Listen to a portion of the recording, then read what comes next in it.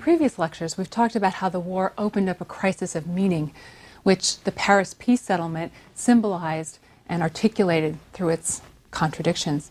In these next two lectures, what we're going to explore is how artists and intellectuals in Europe articulated and understood this crisis, starting with the work of Nietzsche and Freud. But first, we need to define what the crisis of meaning stood for, or what it consisted of for a generation of post-war thinkers.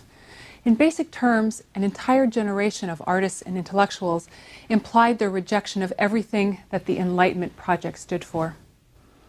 Through philosophy, painting, drama, literature, and film, the artists and intellectuals rejected all of the principles that had been basic assumptions of the 19th century worldview: the faith in rationality, in progress, in the equation of happiness with material well-being, in the acceptance of liberalism as the most just form of government. Behind this skepticism with these once accepted values was a broader doubt with the whole concept of universal knowable truth. And in contrast, they argued, each in their own way, that there was no objective universal set of rules for human society, that neither man nor the universe could be conceived as a rationally ordered set of principles. Instead, a further delusion, that is, the delusion of rationality, they argued in different ways that man had to come to terms with the essentially irrational nature of the universe and of human society. And of course, the proof of this new vision of human nature, or what seemed to epitomize this new vision, was precisely the war itself, which was neither rational nor ordered nor progressive. So beyond these critiques was a broader assertion that the only truth we can know is a subjective truth, rather than an objective truth rooted in universal principles that we all know to be true, a subjective truth that's defined only by an individual's perspective. And by implication, if you follow this logic, liberalism has to be doomed, because liberalism is based on the assumption of universal principles, i.e., we hold these truths to be self-evident from our own Declaration of Independence. Without the self-evidence of those rules, liberalism, in a sense, doesn't have a foundation to stand on. So not surprisingly, then, many of these intellectuals and artists became political as well as cultural rebels. That is, they abandoned liberalism for alternative political forms, in particular fascism and communism. Why is this important? Why is it important that a generation of intellectuals defects, in a sense, from its own civilization? First, I think it illustrates the depth of the crisis of meaning. Critics that had, before the war, spouted this kind of pessimistic attacks on Western civilization, people like Nietzsche, were on the margins of European culture before the war. But in the post-war period, it becomes the mainstream way of thinking. So we get a sense of the depth of the crisis. Second, it marks, I think, a dramatic shift, which is important to note. The last time that an entire generation of intellectuals had turned against its own society was the Enlightenment. Throughout the 19th century, while there were lone voices of dissent, as a whole, as succeeding generations, most of them supported the status quo and the stability of the systems in which they were born. So what we now think of as perhaps normal, that is the alienated artist, that condition of the alienated artist, it's a symptom of the 20th century rather than a universal condition. It's not always existed. So in the post-war society, it was new, and it seemed strange to people. And thus, I think, again, it was a powerful statement of a society that had lost its equilibrium and its sense of confidence. Now, more than any other philosophers, it was Nietzsche and Freud who provided the intellectual foundation for this critique of the Enlightenment project. And it's funny to put the both of them together because in temperament, they were very, very different. And in fact, they actually came to opposite conclusions if you look at their philosophies and what they advocated. But what they shared was a devastating critique of one of the pinnacles of the liberal worldview, and that is the essential rationality of the universe and of human society. And this denial went against everything that Western philosophy had stood for since Socrates. That is, it's an enormous deviation, enormous break from centuries of Western philosophy. Even if we look at Marx, that great rebel philosopher of the 19th century, while he was anti-liberal, he believed in a rational ordering of human society. He just thought that the universal principles that liberalism had discovered were the wrong ones. But he had discovered his own universal principles, so he was as much working within this rational worldview as the liberals. But Nietzsche and Freud both argued convincingly that there was a whole other side of human nature that Western civilization had tried to ignore and suppress even, but could do so no longer. And that was an irrational, bestial, even violent side. And again, while before the war, both Nietzsche and Freud's ideas about this were not really read or accepted by very many people, but after the war, they were considered to be prophets, right on target. So let's begin with Nietzsche, a German philosopher born in 1844 and died in 1900 in relative obscurity. Again, he died before the real impact of his ideas became more public. So what was Nietzsche's contribution? In simple terms, he was the first Western philosopher to deny or to critique the essential rational order of the universe.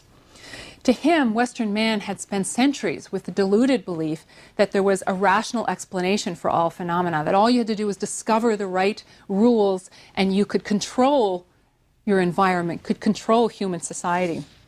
This assumption, of course, was behind what we were talking about before, the notion that a set of universal laws could kind of direct and control all of human society. Instead, Nietzsche argued that the only positive principle that you could derive from the universe was, quote, a love of life in all its disorder and cruelty, simply because it was life, unquote. Cruelty and animal passion were parts of the human being that couldn't be denied. Furthermore, and this I think is the crucial point, not simply that they couldn't be denied, but that it was this raw animal passion that gave man his power, not his rational side. In other words, a complete turning around of the basic assumptions of the Enlightenment project. The implications, of course, were profound. It meant that for Nietzsche, Western civilization, rather than bringing man to the heights of his powers, had actually brought him to the depths. To put it another way, if we contrast, once again, I've mentioned John Stuart Mill before in his celebration that the rule of law has replaced the rule of force and that this is the great achievement of Western civilization. Well, Nietzsche is arguing precisely the opposite, that the replacement of the rule of force by the rule of law has actually been the downfall of Western civilization, not its culmination. So Nietzsche again turns the whole narrative of progress on its head. For Nietzsche, one of the cornerstones of this rational order that Western man had imposed on himself was Christianity and its moral system. And Nietzsche reserved some of his most vicious attacks for Christianity and Christian morality. In his 1882 book called The Gay Science, he announced that God was dead, and he said he was always tortured by the fact that people didn't realize God was dead. What does that mean? In other words, it means that the moral structure that assumes that man is going to be rewarded and punished according to a rational system of rules is simply fallacious. It's simply an invention. That's what he really meant. So instead of this fictitious morality of Christianity, he proposed, what he called a new morality, the transvaluation of values, as he put it. At his most noble, Nietzsche hoped that man could create a new set of values that would give meaning to Western civilization. He wanted a recovery, a rebirth of Western civilization. What kind of values was he talking about? In general, he was talking about the opposite of the values that Western civilization, particularly Christian morality, held up for humility, strength, these kinds of opposites. But specifically, what Nietzsche meant was liberating man's primitive life form, that irrational side, the force that was denied by rationalism and by Christian morality.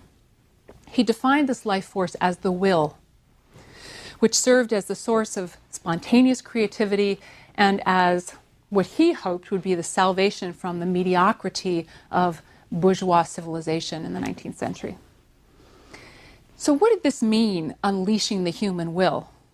And what did that actually look like for Nietzsche? What it meant, I think, was truly accepting the raw power of creativity unleashed. He accepted that when you let the genie out of the bottle, that you're not going to be able to control the results.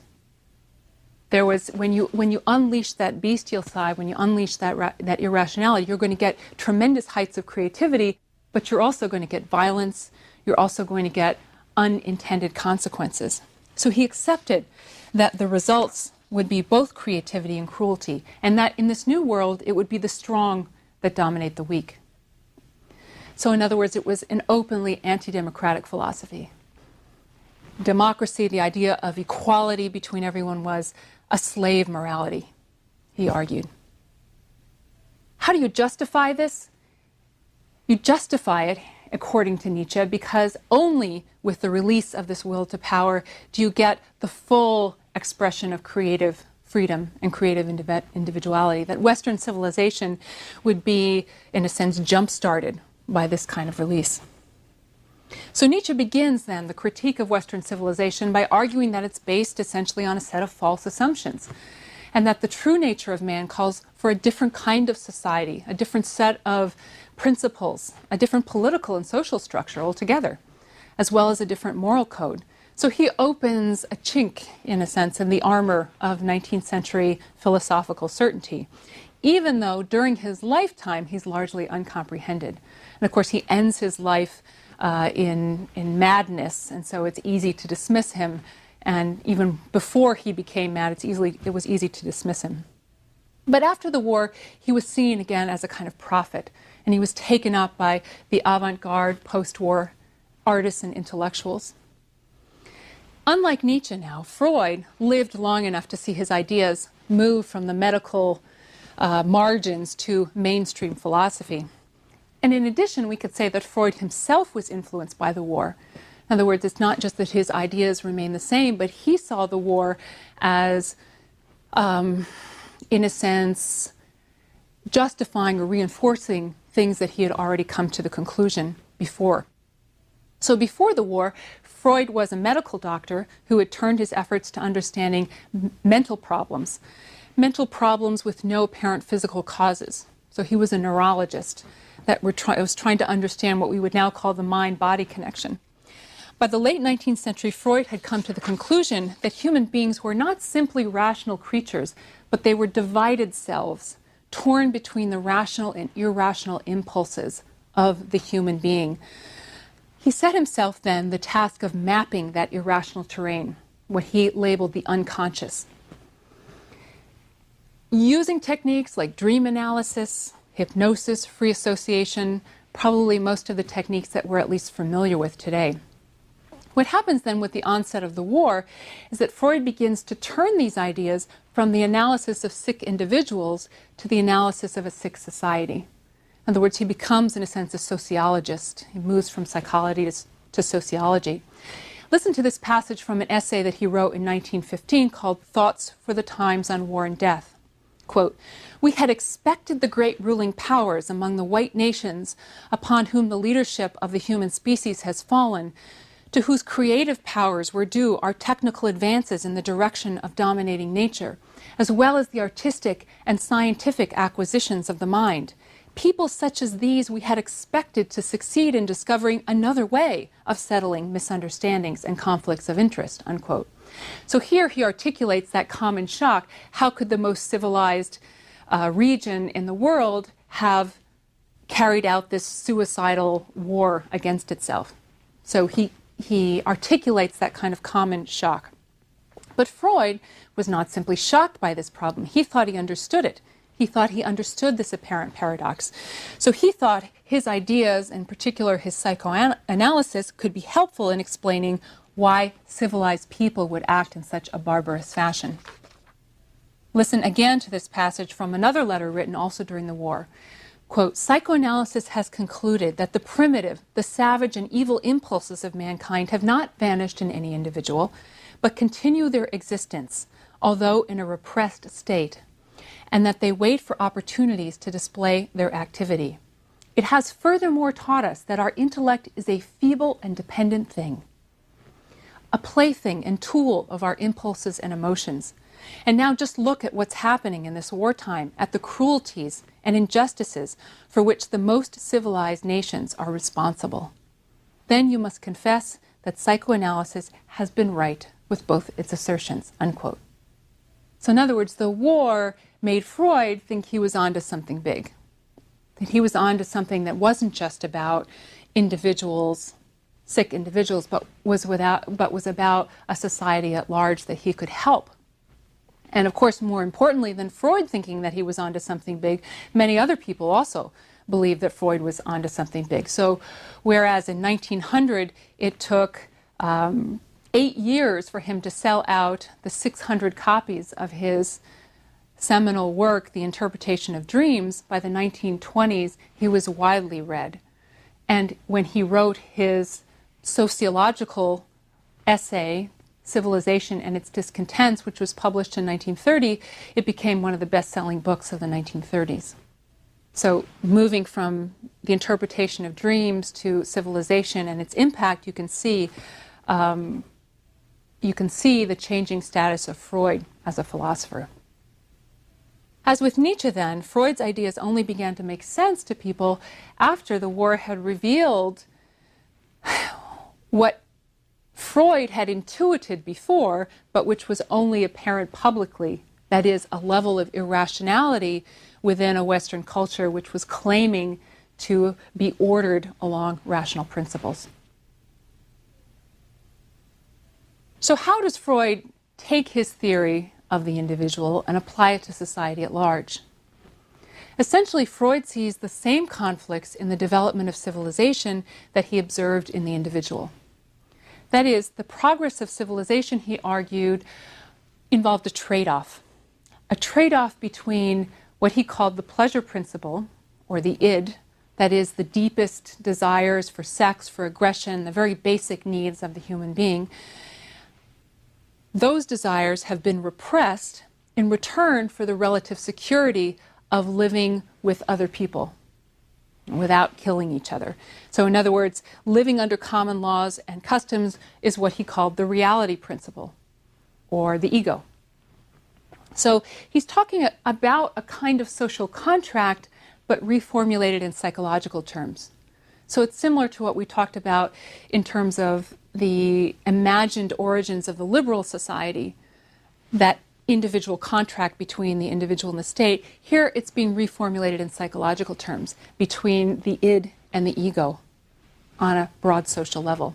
As he says, quote, "If civilization imposes such great sacrifices, not only on man's sexuality but on his aggressivity, we can understand better why it's hard for him to be happy in that civilization. In fact, primitive man was better off knowing no restrictions of instinct. He was happier. But to counterbalance this, his prospects of enjoying this happiness for any length of time were very slender. Civilized man has thus exchanged a portion of his possibilities of happiness for a portion of security," unquote. So why would primitive man make this trade-off? Why would he trade away his happiness? When Freud imagined the way in which this trade-off happened, he used the analogy of the edible complex, which is one that he had applied to individual patients. The Oedipal complex, of course, is the son killing his father out of desire for his mother. And Freud argued that this complex was on an emotional level what many individuals were trying to work out. So in primitive society, what Freud argued was that the first tribe or horde had a patriarchal male, a dominant male figure who controlled all the women in the tribe. What happens at some point is the sons, the other males, get together, covet the women that are controlled by the father. They band together and kill the father. But what happens at this point is that, of course, they start to feel guilt and remorse, but they also realize, more importantly, that if they don't set up some sort of rules and system, that they could in turn be killed by the next sons. And that this was not a way, while it allowed them initial access to the women of the tribe, it didn't preserve their own future and their own future security. So what they do at this point is to set up certain rules, the most important of which in Freud's scheme becomes the incest taboo, in which men are not allowed access to women within the same tribe to preserve peace and prevent the repeated enactments of the murder of the father. So what does this mean in more kind of political terms? It means that the first institutions of civilization came out of the desperation of murderers, not out of the minds of rational men. Murderers who did not want to be murdered in turn. So they realized they would have to give up some sort of immediate gratification in order to guarantee future security. But it also means, of course, that civilization is built on the repression of those deep sexual urges that they have agreed to forego in the incest taboo. And those aggressive desires must be sublimated in some way. So civilization, again, wasn't born in the minds of rational men. It was a desperate act committed by murderers trying to save their skins. And this is a very different founding story than, our founding fathers who understand the most rational way of organizing things. So the result then is that civilization is an ambivalent achievement for mankind. As he says, quote, "It is impossible to overlook the extent to which civilization is built upon renunciation of instinct, how much it presupposes precisely the non-satisfaction of powerful instincts. This cultural frustration dominates the large field of social relationships between human beings. As we already know, it is the cause of the hostility against which all civilizations have to struggle," unquote.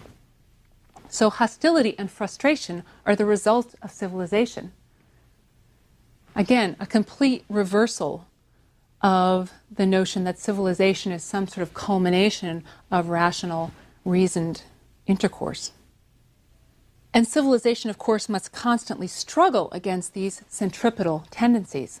To quote Freud again, quote, "In consequence of this primary mutual hostility of human beings, civilized society is perpetually threatened with disintegration," unquote. So society isn't held together by the rational interests of its members, but only when society is able to repress the deepest sexual aggressive impulses of those members. That's when civilization can survive. So how does it do this? How does society repress those impulses? As Freud argued, civilization has tried many ways to do that. From religion, and here he agrees with Nietzsche that religion is a fictitious moral order that society has used to set up rules that people follow. Incarceration, of course, punishing people who live out those desires. But the most common way for societies to do this is to funnel that energy into creative activity, whether it's scientific, academic, technological, artistic achievements, funneling those impulses in creative and positive ways. Of course, the irony is that the more advanced the civilization, the greater the repression. I think here's where we come to Freud's understanding of how the most advanced civilization in the world could have participated and created the most barbarous war. So what seemed so incomprehensible to the 19th century European made perfect sense to Freud, for whom civilization was not this kind of progressive path to perfection. It was a constant struggle, a conflicted development in human history in which the intensity of repression increased as society advanced. So in other words, the tension goes up as a society gets more advanced rather than goes down. And that's why the war made perfect sense to him. So what did this all mean in terms of the future of civilization? If civilization caused so much misery and hostility, why not abandon it altogether? But here's where Freud really diverges from Nietzsche. He says Nietzsche's solution to simply unleash the irrational and let it flourish as it may in the world is too simple, that people would in fact kill each other and there would be nothing left of any kind of community, of any kind of living together.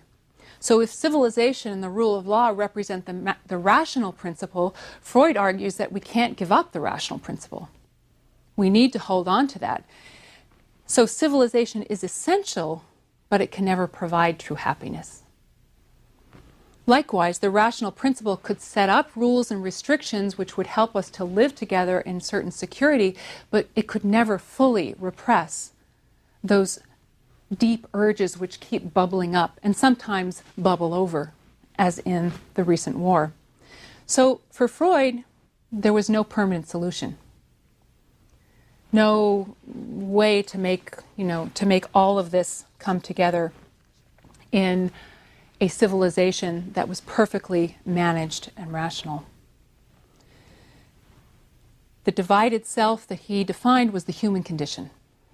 And moreover, it wasn't clear which self would win out, that is, the rational or the irrational. As he says in the closing passages of Civilization, the fateful question for the human species seems to me to be whether and to what extent their cultural development will succeed in mastering the disturbance of their communal life by the human instinct of aggression and self-destruction.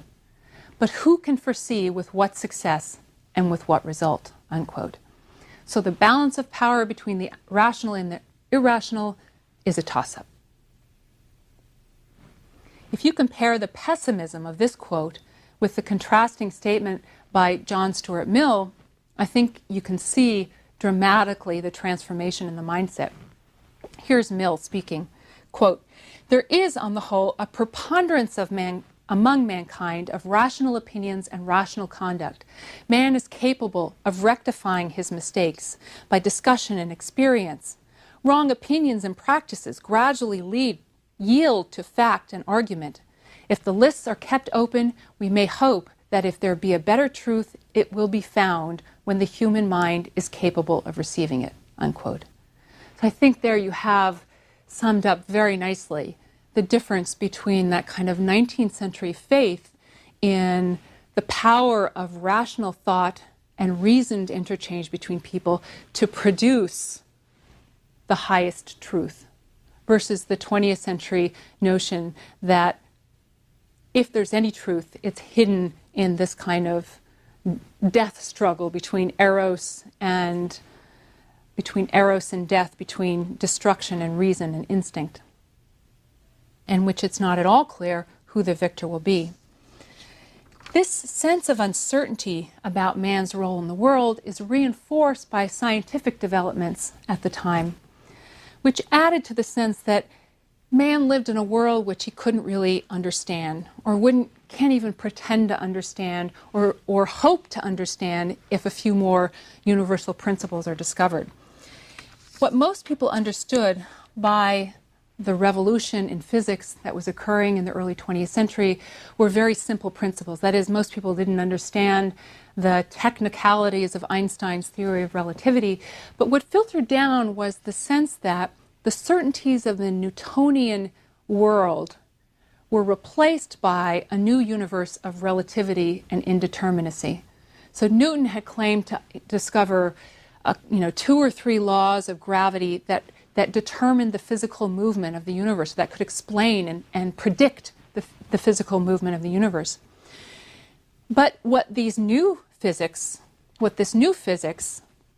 claimed was that these Newtonian laws only explain some things, that outside the Newtonian world is this whole realm of the universe where we don't have any fixed laws to explain what's happening out there.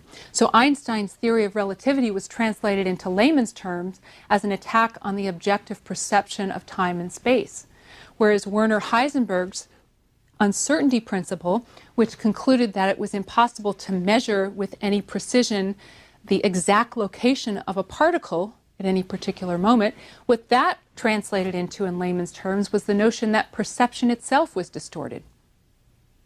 So the implication was that if the universe didn't operate according to clearly defined rules, then why should we expect human society to do so? So this scientific revolution only reinforced the sense that there was no kind of objective meta set of rules in which human society could orient itself. So all of these intellectual currents come together in the post-war period in a sustained attack on the existing assumptions of the Enlightenment project. In the next lecture, we'll look at how the post-war avant-garde picked up and developed these ideas of Nietzsche and Freud and the scientific revolution in what became a mainstream artistic rejection of Western civilization.